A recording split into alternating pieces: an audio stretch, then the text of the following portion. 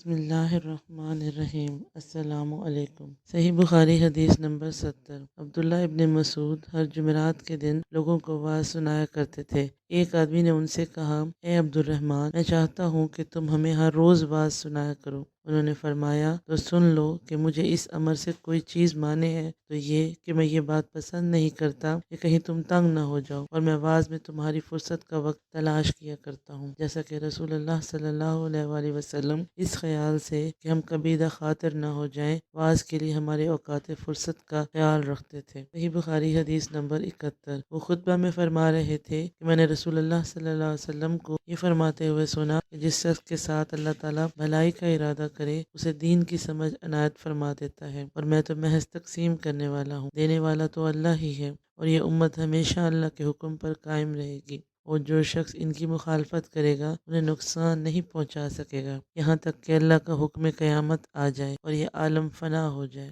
صحیح بخاری حدیث نمبر 72۔ میں عبداللہ بن عمر رضی اللہ تعالیٰ عنہ کے ساتھ مدینے تک رہا۔ میں نے اس ایک حدیث کے سوا ان سے رسول اللہ صلی اللہ علیہ وآلہ وسلم کی کوئی اور حدیث نہیں سنی۔ وہ کہتے تھے کہ ہم رسول اللہ صلی اللہ علیہ وسلم کی خدمت میں حاضر تھے کہ آپ صلی اللہ علیہ وسلم کے پاس کھجور کا ایک گابھا لایا گیا۔ اسے دیکھ کر آپ صلی اللہ علیہ وسلم نے فرمایا کہ درختوں میں ایک درخت ایسا ہے کہ اس کی مثال مسلمان کی طرح ہے۔ ابن عمر رضی اللہ تعالیٰ عنہ کہتے ہیں کہ یہ سن کر میں نے ارادہ کیا کہ عرض کروں کہ وہ درخت کھجور کا ہے، مگر چونکہ میں سب سے چھوٹا تھا اس لیے خاموش رہا۔ پھر رسول اللہ صلی اللہ علیہ وسلم نے خود ہی فرمایا کہ وہ کھجور ہے۔ صحیح بخاری حدیث نمبر 73۔ رسول اللہ صلی اللہ علیہ وسلم کا ارشاد ہے کہ حسد صرف دو باتوں میں جائز ہے، ایک تو اس شخص کے بارے میں جسے اللہ نے دولت دی ہو اور وہ اس دولت کو راہ حق میں خرچ کرنے پر بھی قدرت رکھتا ہو، اور ایک اس شخص کے بارے میں جسے اللہ نے حکمت کی دولت سے نوازا ہو اور وہ اس کے ذریعے سے فیصلہ کرتا ہو اور لوگوں کو اس حکمت کی تعلیم دیتا ہو۔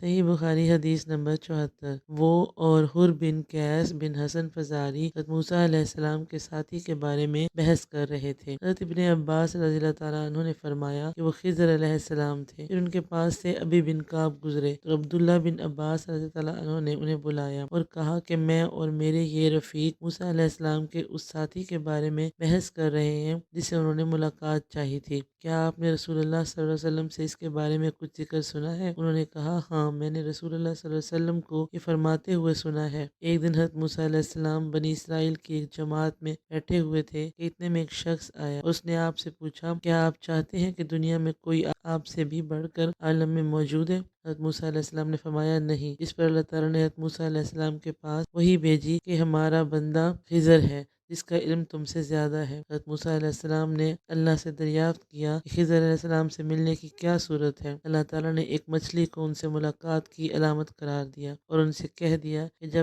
جب تم اس مچھلی کو گم کر دو تو واپس لوٹ جاؤ، تب خضر سے تمہاری ملاقات ہوگی۔ تب موسیٰ علیہ السلام چلے اور دریا میں مچھلی کی علامت تلاش کرتے رہے۔ اس وقت ان کے ساتھی نے کہا، جب ہم پتھر کے پاس تھے کیا آپ نے دیکھا تھا؟ میں نے اس وقت مچھلی کا کہنا بھول گیا تھا اور شیطان ہی نے مجھے اس کا ذکر بھلا دیا۔ موسیٰ علیہ السلام نے کہا، اس مقام کی ہمیں تلاش تھی۔ تب وہ اپنے نشانات قدم پر پچھلے پاؤں کے نشان پر باتیں کرتے ہوئے لوٹے۔ وہاں انہوں نے حضرت خضر علیہ السلام کو بلایا، وہاں انہوں نے حضرت خضر علیہ السلام کو پایا۔ پھر ان کا وہی قصہ ہے جو اللہ نے اپنی کتاب قرآن مجید میں بیان کیا ہے۔ صحیح بخاری حدیث نمبر 75۔ رسول اللہ صلی اللہ علیہ وآلہ وسلم نے مجھے سینے سے لگایا اور دعا دیتے فرمایا کہ اے اللہ، اس علم کتاب یعنی قرآن، اسے علم کتاب یعنی قرآن عطا فرمائیے۔ صحیح بخاری حدیث نمبر 76۔ میں ایک مرتبہ گدھی پر سوار ہو کر چلا، اس زمانے میں بلوغ کے قریب تھا۔ رسول اللہ صلی اللہ علیہ وسلم مینا میں نماز پڑھ رہے تھے اور آپ کے سامنے دیوار کی آڑ نہ تھی، تو میں بعض صفوں کے سامنے سے گزرا اور گدھی کو چھوڑ دیا، وہ چرنے لگی، جبکہ میں صف میں شامل ہو گیا مگر کسی نے مجھے اس بات پر ٹوکا نہیں۔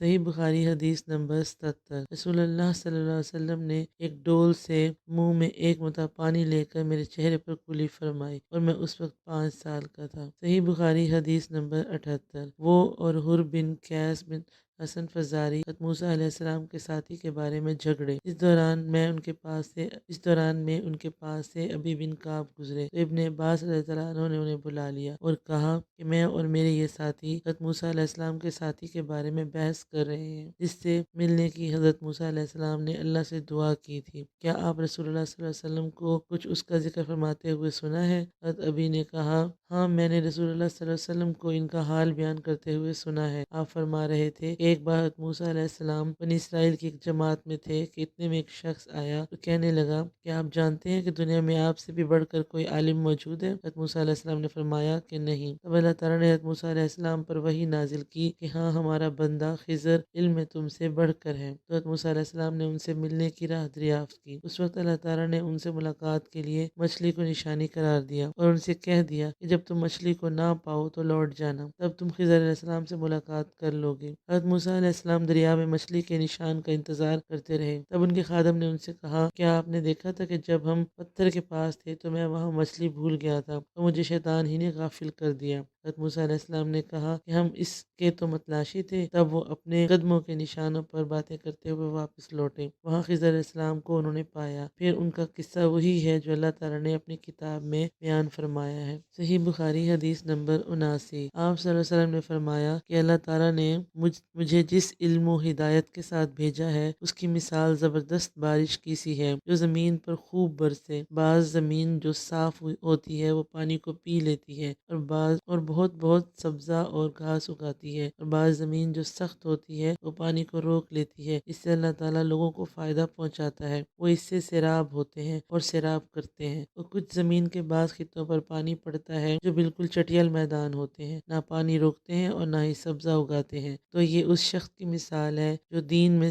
سمجھ پیدا کرے اور نفع دے اس کو وہ چیز جس کے ساتھ میں مبعوث کیا گیا ہوں، جو علم دین سیکھا اور سکھایا، اور اس شخص کی مثال جس نے سر نہیں اٹھایا یعنی توجہ نہیں کی، اور جو ہدایت دے کر میں بھیجا گیا ہوں اسے قبول نہیں کیا۔ حضرت امام بخاری رحمۃ اللہ علیہ فرماتے ہیں کہ ابن اسحاق نے ابو اسامہ کی روایت سے قبلۃ الماء کا لفظ نقل کیا ہے۔ اس خطہ زمین کو کہتے ہیں جس پر پانی چڑھ جائے مگر ٹھہرے نہیں، اور صف صف اس زمین کو کہتے ہیں جو بالکل ہموار ہو۔